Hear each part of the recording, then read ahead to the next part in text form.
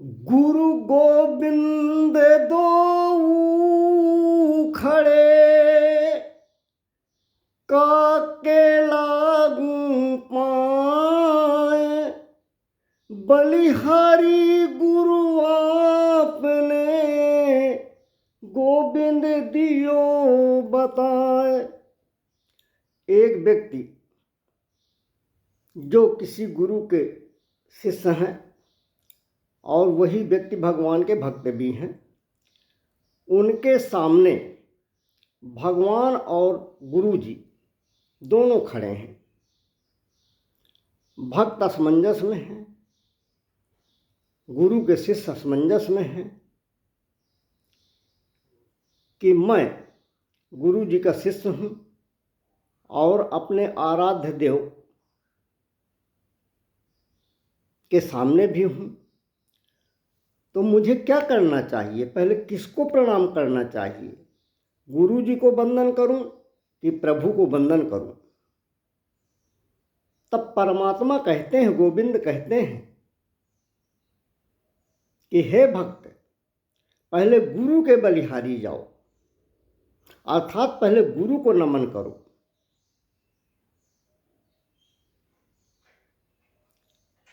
कबीरदास जी अपने दोहे के माध्यम से यही बताना चाहते हैं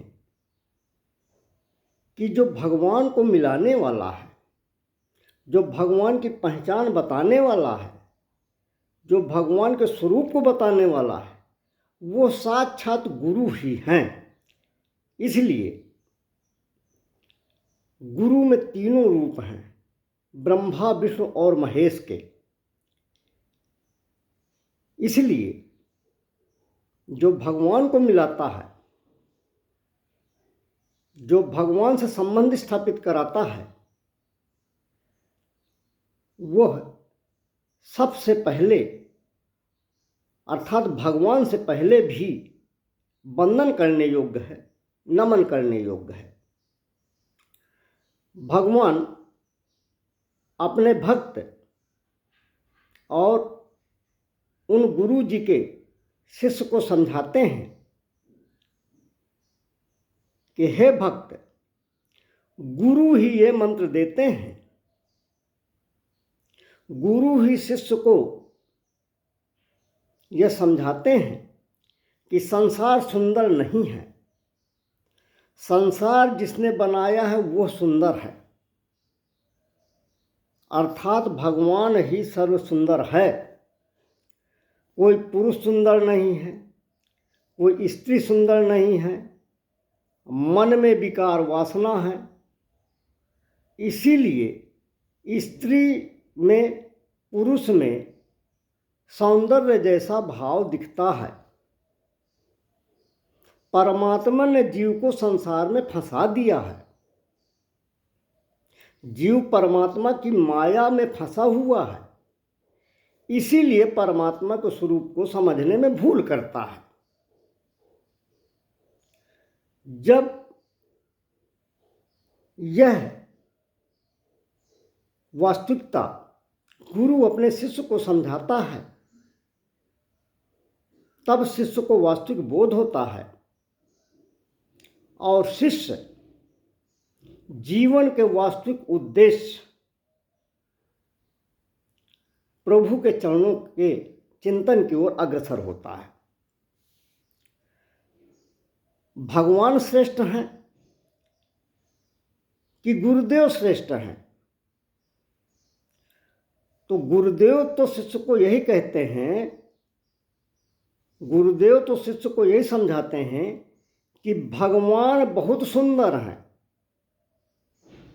तीन देव ब्रह्मा विष्णु और महेश ये सर्वश्रेष्ठ माने गए हैं। ये तीन देव एक एक काम करते हैं, अर्थात ब्रह्मा जी सृष्टि की उत्पत्ति करते हैं, विष्णु जी पालन करते हैं और शिव जी संहार करते हैं। इसलिए इन तीन देवों से में अखिल चराचर निहित है, अखिल सृष्टि निहित है। और भगवान के लिए ही कहा गया है कि प्रभु सक त्रिभुवन मारी जियाई। मारना, जिंदा रखना, संहार करना, पालन करना, ये सब ईश्वर के हाथ में है। इन तीनों कार्यों के लिए तीन देव हैं। तब भगवान कहते हैं कि हे भक्त, ब्रह्मा विष्णु महेश एक एक काम करते हैं। वो तीनों देव जो एक एक काम अलग अलग करते हैं, अच्छे गुरु तीनों काम एक साथ करते हैं। गुरुर्ब्रह्मा गुरुर्विष्णु गुरुर्देवो महेश्वरः गुरुः साक्षात् परब्रह्म तस्मै श्री गुरुवे नमः। गुरुदेव ब्रह्मा जी का स्वरूप है। ब्रह्मा जी जगत की उत्पत्ति करते हैं। जो अच्छे गुरु होते हैं वह शिष्य में सदाचरण रूपी पवित्र जन्म देते हैं।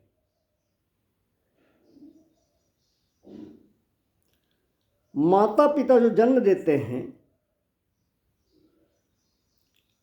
वह बहुत पवित्र नहीं माना जाता है। मानव को जब सद्गुरुदेव का दर्शन होता है, कोई संत कृपा करते हैं, जब गुरु दीक्षा देते हैं या संत दीक्षा देते हैं, तब मानव का पवित्र जन्म होता है। जब तक किसी संत की कृपा नहीं होती तब तक मानव का जीवन पशु के समान ही होता है। कुत्ता दिन भर घूमता है। कितने लोग ऐसे होते हैं दिन भर पैसे के लिए पीछे पड़े रहते हैं। कुत्ते को भूख लगती है तब वो खाता है। मानव को भी जब भूख लगती है वो खाता है। मानव में भगवान की भक्ति न हो, मानव प्रभु के लिए साधन न करे, तो मानव में और कुत्ते में कोई अंतर नहीं है। पशु पक्षियों में पति पत्नी होते हैं। पशु पक्षी भी रमण करते हैं। पशु पक्षी भी संसार के सब कार्य करते हैं। कुत्ता तो बहुत अच्छा होता है। वह जिसका खाता है उसकी वो चाकरी करता है, उसकी वो चौकीदारी करता है। रात भर जागता है घर में चोरी ना हो, मेरे मालिक को कोई नुकसान न पहुंचाए। जिस भगवान ने जीवात्मा को मानव शरीर दिया है, देखने के लिए आंखें दी हैं, खाने के लिए अन्न उत्पन्न किया है, उस भगवान के लिए जीव शांति से साधन नहीं करता, प्रभु का भजन नहीं करता, तो ऐसा जीव कुत्ते से भी अधम है। कुत्ता तो अच्छा है, जिसका खाता है उसकी सेवा करता है। कुत्ते को रोटी दो तो पूंछ हिलाता है, उपकार मानता है। भगवान ने मानव को जन्म दिया है, भगवान ने मानव को अन्न दिया है, जल दिया है, वायु दिया है, जीवन जीने के सभी साधन दिए हैं। ऐसे में मानव भगवान की भक्ति न करे, प्रेम से प्रभु की पूजा न करे, प्रभु के नाम का स्मरण न करे, तो वो पशु से भी बदतर है। जब अच्छे गुरु का दर्शन होता है, अच्छे गुरु मिल जाते हैं, तब मानव में मानवता आती है। जब तक अच्छे गुरु नहीं मिलते हैं, अच्छे गुरु की कृपा नहीं होती है, तब तक मानव पशु के समान है। क्योंकि उसमें सदाचरण नहीं आते हैं, उसमें लोगों के प्रति करुणा का भाव और जो विष्णु जी का कार्य है पालन करना, रक्षा करना, उस पालन करने और रक्षा करने का भाव नहीं आता है। और शिव की शक्ति जो संहारक शक्ति है, वह भाव गुरु ही जागृत करते हैं कि अधर्म के लिए लड़ना चाहिए, अधर्मी को पराजित करना चाहिए, विधर्मियों का संहार करना चाहिए। इसलिए जब तक गुरुदेव की कृपा नहीं होती, तब तक मानव पशु के समान है। गुरुदेव ब्रह्मा जी का स्वरूप है, गुरुदेव विष्णु भगवान का स्वरूप है। विष्णु भगवान जगत का रक्षण करते हैं, किंतु सद्गुरुदेव सर्वकाल सदैव अपने शिष्य का रक्षण करते हैं, अपने शिष्य की रक्षा करते हैं। बहुत से संत ऐसे होते हैं, बहुत से महापुरुष ऐसे होते हैं, विद्वान ऐसे होते हैं कि उनको गुरु बनने की इच्छा ही नहीं होती। गुरु बनना अच्छा नहीं है, किसी संत को गुरु मानना अच्छा है। शास्त्रों में लिखा है कि शिष्य को जब पाप की सजा होती है, तब गुरुदेव को भगवान बुलाते हैं और कहते हैं, यह आपका शिष्य है, आप इसकी सेवा ग्रहण करते थे, आपने इसका पाप क्यों नहीं छुड़ाया। शिष्य के पाप की कुछ सजा गुरु जी को भी होती है। गुरु बनना बहुत बड़ा दायित्व है। गुरु ने शिष्य में सुधार नहीं किया, गुरु ने शिष्य के अंदर भगवान के प्रति लगाव, सृष्टि के प्रति, अखिल ब्रह्मांड के जीवों के प्रति मानवता का भाव प्रकट नहीं किया। शिष्य ने अधर्म का प्रतिकार, अधर्म का विरोध करने की क्षमता गुरु से ग्रहण नहीं की और गुरु ने नहीं ग्रहण कराई, तो गुरु को भी मार पड़ती है।